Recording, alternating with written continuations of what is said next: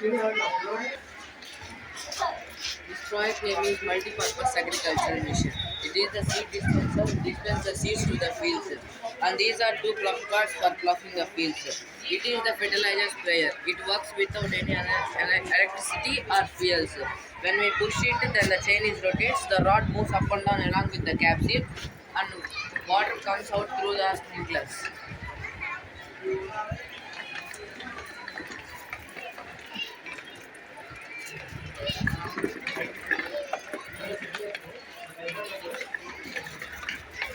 It works by the principle of oscillatory motion principle, and its mechanism is same mechanism.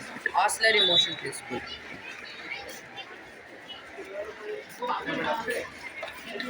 And this rod is height adjustment. We can adjust the rod by the according to the height of the plant. Over. Whatever.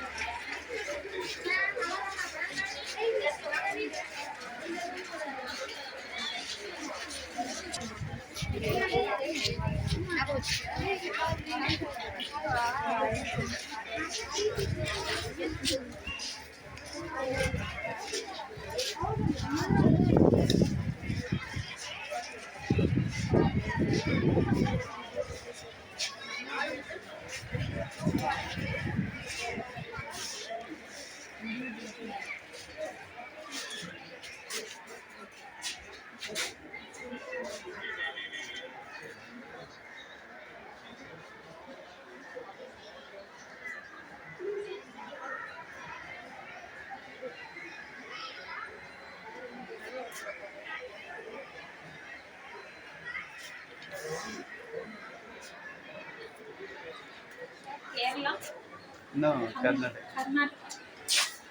Karnataka. Tamil Nadu. Tamil. Teachers, No, a group of students. Very students. Only one student. one group. Can you explain? Wait. Hey, Madan.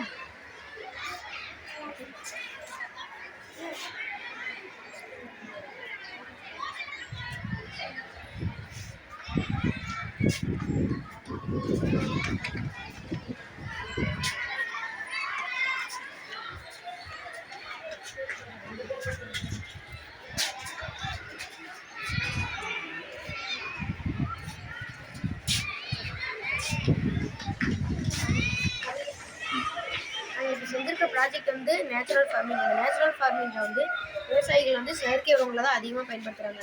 உலகத்திலே நம்ம இந்தியாவில் தான் 60% வந்து செயற்கை உரங்களை பயன்படுத்துகிறாங்க.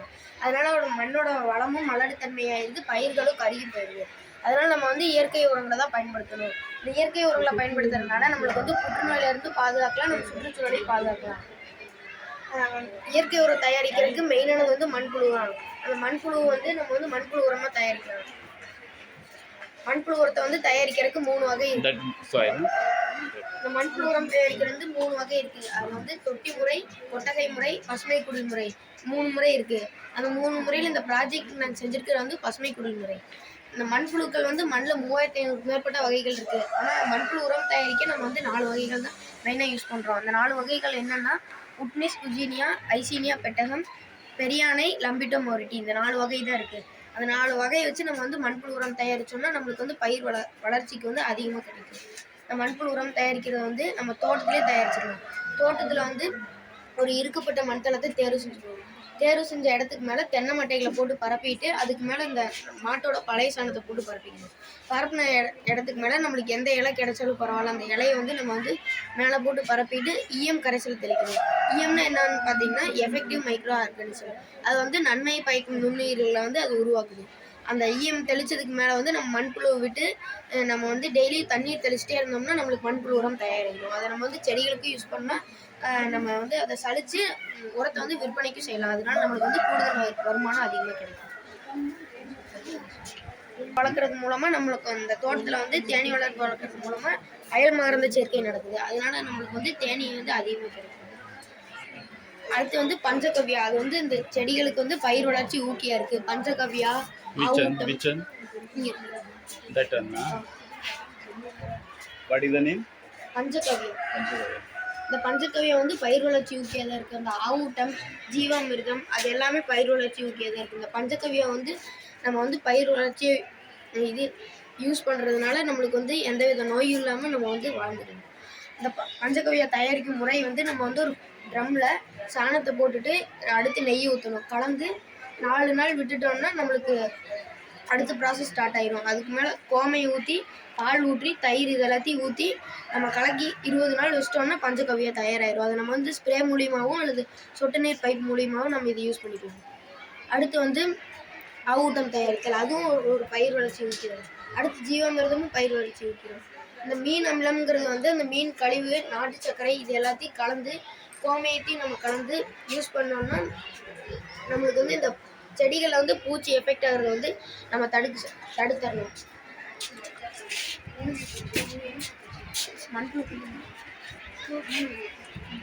அடுத்து வந்து மண்புழு குளியல் நீர். இது வந்து எதுக்கு யூஸ் ஆகுதுன்னா நம்ம வந்து இந்த இளநீரை குடிக்கிறதுனால நம்மளுக்கு அதிகமாக ஸ்கின் அலர்ஜி அந்த மாதிரி இதெல்லாம் டிசீஸ் எல்லாம் வரனால இந்த ப்ராசஸ் நம்ம செஞ்சு நம்ம உடம்புக்கும் யூஸ் பண்ணால் இந்த பயிர்களுக்கு தெளிக்கிறது மூலிமா நம்ம வந்து தோட்டத்தில் விளையிற காய்கள் பழங்கள் எல்லாம் சுவையாக கம்மியாக தான் இருக்குது. இந்த மண்புழு குளியல் நீரை நம்ம தெளிக்கும் போது நம்மளுக்கு வந்து Okay. From the help of earthworm, we can produce this water. This is the process to make baby wash. It gives vegetables freshness and also orchid freshness, taste, freshness and also taste. With the help of earthworm. Earthworm. இந்த தென்னை மரத்துக்கு நடுவில் இந்த மாதிரி சோற்று கற்றாழை வளர்க்குறது மூலிமா தென்னை மரத்தில் ஈரியோஃபைட்டுன்னு ஒரு நோய் தாக்கப்படுது. அதுலேருந்து நம்ம வந்து இந்த சோற்று கற்றாழை வளர்க்குறது மூலிமா இந்த ஈரியோஃபைட் நோயை வந்து நம்ம குணப்படுத்திடலாம். அடுத்து வந்து இந்த மூலிகை பூச்சி விரட்டி. இந்த மூலிகை பூச்சி விரட்டி எதுக்கு பயன்படுதுன்னா நம்ம வந்து செடிகளில் ஸ்ப்ரே மூலிமா இதை தயார் செஞ்சு பயன்படுத்துகிறோம்னா செடிகளில் இருக்க பூச்சிகளும் போயிடும். அந்த தயாரிக்கும் முறை வந்து இந்த இலைகள்லாம் கால்நடைகள் சாப்பிடாத இலை. இதை வந்து நம்ம வந்து இடித்து ஒரு பானையில் போட்டு கோமியத்தை 10 லிட்டர் ஊற்றி நம்ம கரைச்சி வச்சுருந்தோம்னா இது ஊறினதுக்கப்புறம் நம்ம வந்து ஸ்ப்ரே மூலிமா செடிகளுக்கு தெளிச்சுக்கணும். இது வந்து இந்த ஒருங்கிணைந்த பண்ணை வளர்க்குறது மூலிமா நம்மளுக்கு வந்து கூடுதல் வருமானம் அதிகமாக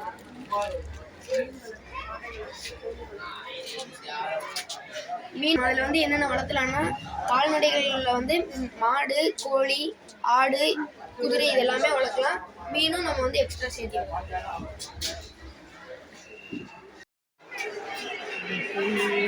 This is mini model of integrated chicken and fish farming.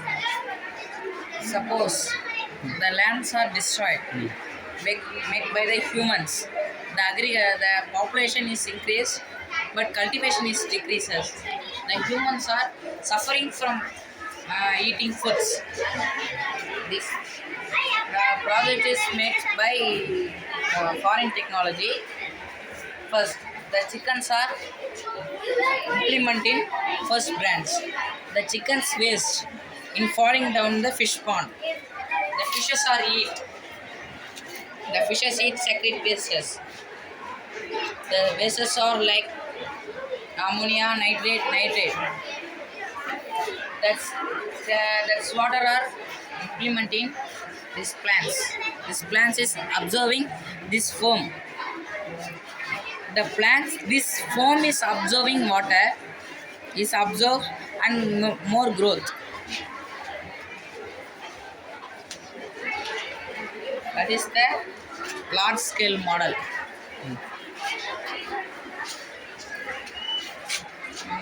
The large scale model. This is natural types of seeds. Which seed is it? Paddy. No. Millets. Millet. Yeah. Okay. Yeah, this paddy. Paddy. This ragi,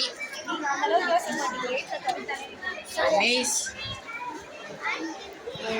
Yeah, that's our maize.